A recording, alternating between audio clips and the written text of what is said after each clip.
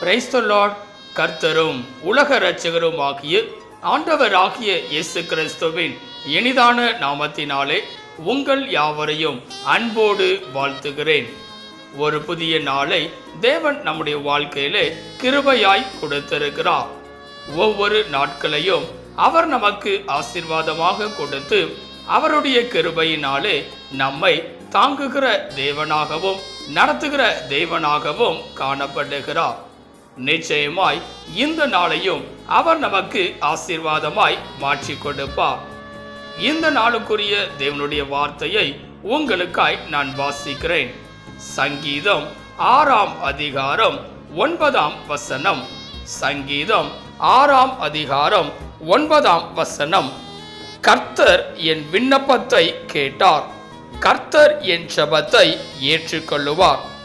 எனக்கன்பான தேவ பிள்ளைகளே, இங்கே அருமையான ஒரு வார்த்தையை நாம் பார்க்கிறோம்.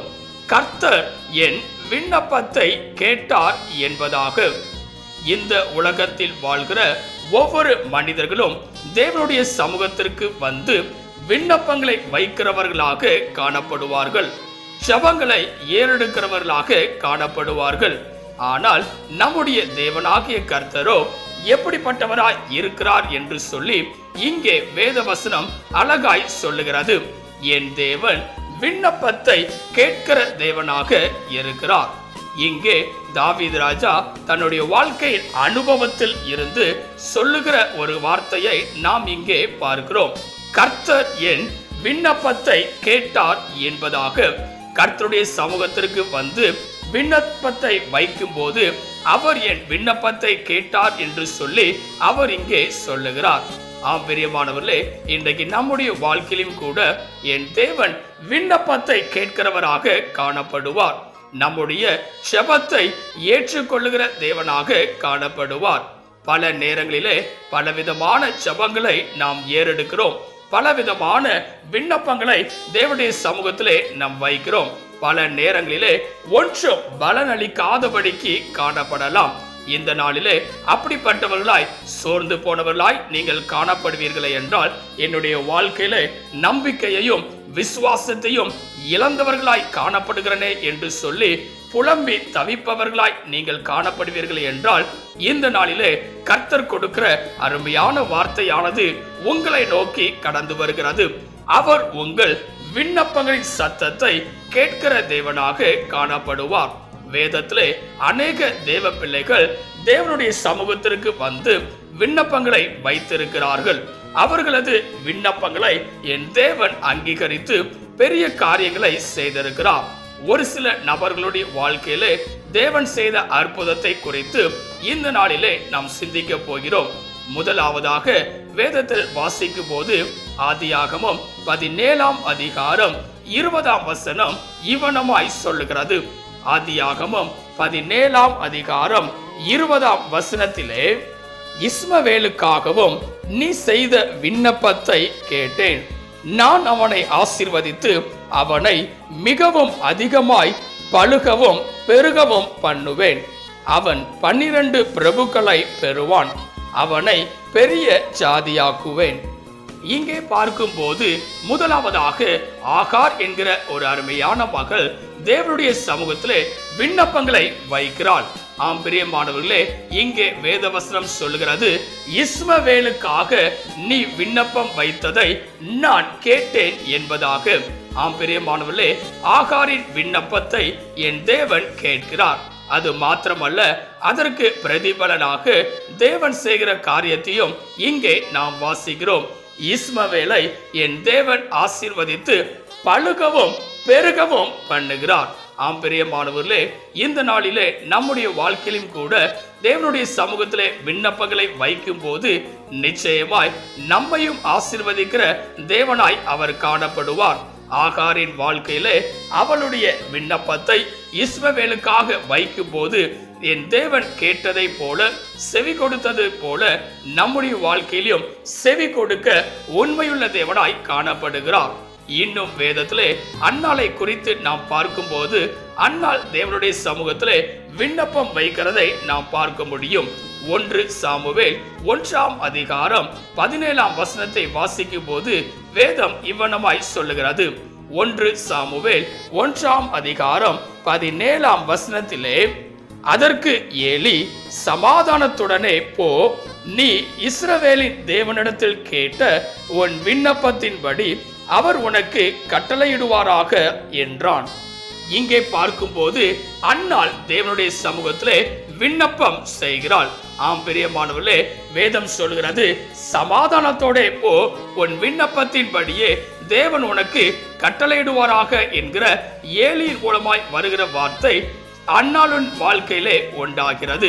ஆம் பிரியமானவர்களே, இன்னும் வாசிக்கும் போது அதே 1 சாமுவேல் 1 1 சாமுவேல் 1 இந்த பிள்ளைக்காக விண்ணப்பம் பண்ணினேன், நான் கர்த்தரிடத்தில் கேட்ட என் விண்ணப்பத்தின்படி எனக்கு கட்டளையிட்டார். இங்கே பார்க்கும்போது அன்னாளின் விண்ணப்பத்திற்கு என் தேவன் செவி கொடுத்தார். அன்னாளின் விருப்பத்திற்கு ஏற்றாற் போல கர்த்தர் அவளை ஆசீர்வதிக்கிறார். அன்னாளின் வாழ்க்கையிலே குழந்தை இல்லாதிருக்கும் போது விண்ணப்பம் வைக்கிறாள்.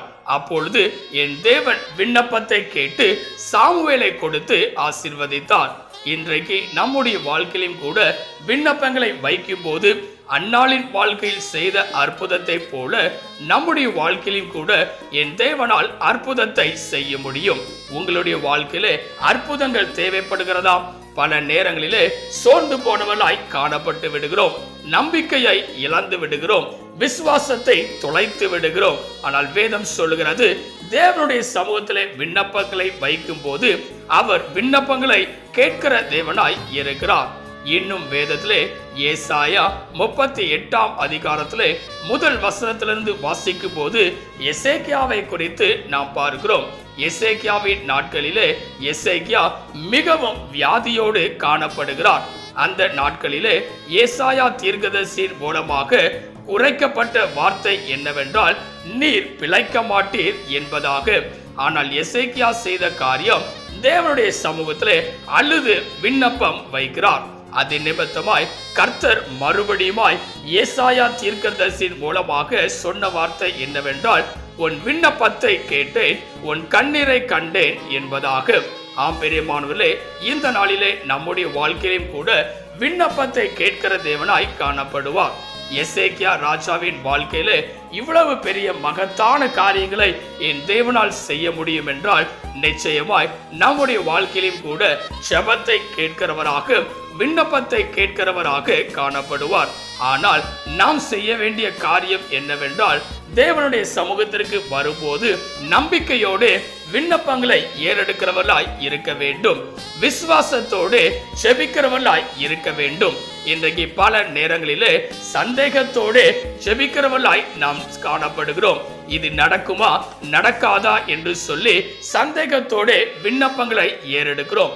அவ்வாறு செய்யாதபடிக்கு நம்பிக்கையோடு என் வாழ்க்கையிலே தேவன் அற்புதங்களை செய்வார் என்கிற நிச்சயத்தோடு விண்ணப்பங்களை செய்யும் போது நிச்சயமாய் தேவன் நம்முடைய ஜெபத்தை கேட்கிறவராக, விண்ணப்பத்தை அங்கீகரிக்கிற தேவனாக காணப்படுவார். தாவீதின் வாழ்க்கையிலே சொன்ன அருமையான வார்த்தையின்படியாக கர்த்தர் என் விண்ணப்பத்தின் சத்தத்தை கேட்டார் என்ற வார்த்தையின்படியாய் இந்த நாளிலே நிச்சயமாய் நம்முடைய விண்ணப்பங்களையும் கேட்கிற தேவனாய் அவர் காணப்படுவார். இந்த நாளிலே ஆகாருடைய வாழ்க்கையிலே என் தேவன் விண்ணப்பத்தை கேட்டிருக்கிறார். இரண்டாவதாக அன்னாளின் வாழ்க்கையிலே என் தேவன் விண்ணப்பத்தை கேட்டிருக்கிறார். எசேக்கியாவின் வாழ்க்கையிலும் கூட என் தேவன் விண்ணப்பத்தை கேட்டு அங்கீகரித்து ஆசீர்வதித்திருக்கிறார். நிச்சயமாய் அதே தேவன் உங்களுடைய வாழ்க்கையிலும் அற்புதங்களை செய்கிற தேவனாய் காணப்படுவார். தேவனுடைய கரத்திலே உங்களை அர்ப்பணிப்பீர்களா? ஜெபிக்கலாம். கிருபையும் இரக்கமும் நிறைந்த எங்கள் அன்பின் பிதாவே, இந்த ஆசீர்வதிக்கப்பட்டதான நல்ல காலை வேளைக்காய் நன்றியோடு உம்மை துதிக்கிறோம், உம்மை ஸ்தோத்தரிக்கிறோம். நீர் கொடுத்த அற்புதமான உம்முடைய வார்த்தைக்காய் நன்றி செலுத்துகிறோம். நீர் விண்ணப்பத்தை கேட்கிற தேவன் என்று சொல்லி நாங்கள் பார்க்கிறோம். இந்த காலவேளையிலே இதை கேட்டுக்கொண்டிருக்கிற, இதை பார்த்து கொண்டிருக்கிற ஒவ்வொரு பிள்ளைகளுடைய வாழ்க்கையிலும் உம்முடைய சமூகத்தில் வந்து விண்ணப்பங்களை ஏறெடுக்கும் போது, நம்பிக்கையோடு விசுவாசத்தோடு கேட்கும் போது, என் தேவன் அவர்களது வாழ்க்கையில அற்புதங்களை செய்கிற தேவனாய் இருக்கும்படியாய் நாங்கள் செபிக்கிறோம். நீரே பெரிய காரியங்களை செய்வீராக. நீர் மாத்திரம் மகிமைப்படுவீராக. இயேசுவின் நாமத்தில் செபிக்கிறோம் எங்கள் ஜீவனுள்ள நல்ல பிதாவே, ஆமென். கர்த்தர் தாமே இந்த வார்த்தையின் மூலமாய் உங்களை ஆசீர்வதித்து இந்த காலவெளியிலே நீங்கள் செய்கிற எல்லா விண்ணப்பங்களிலும் அங்கீகரித்து என் தேவன் அற்புதங்களை செய்கிற தேவனாய் கடந்து வருவாராக. ஆமென். God bless you.